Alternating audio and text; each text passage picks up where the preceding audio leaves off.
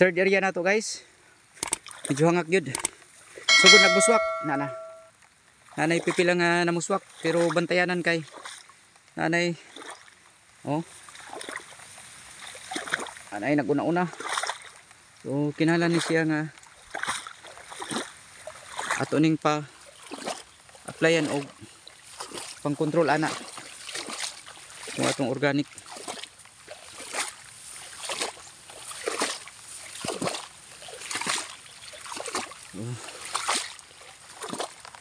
Good na good. Triple 2 direct seeding third area. So good nagpanggawas.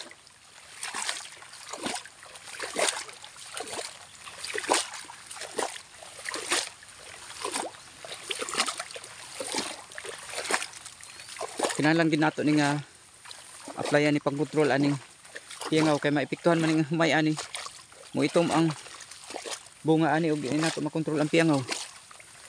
May spotted na daan. Kaabang-abang na sila. Hinog naman gud ang mga tapad.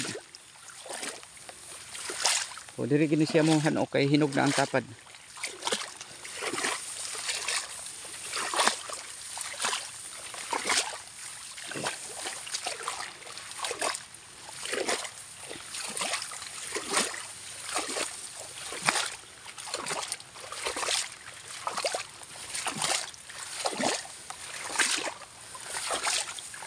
Kung latas-latason yun kaya ron maklaro na ito pag-ayo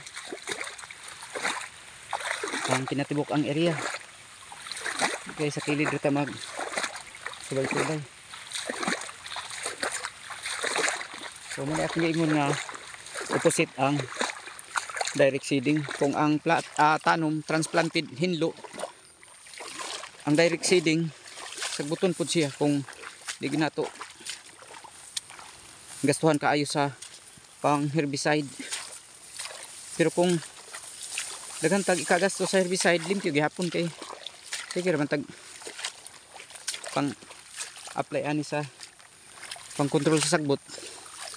Pero gasto gyud.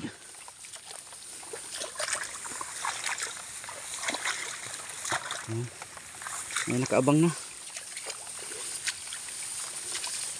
You know. Thank you for watching. God bless.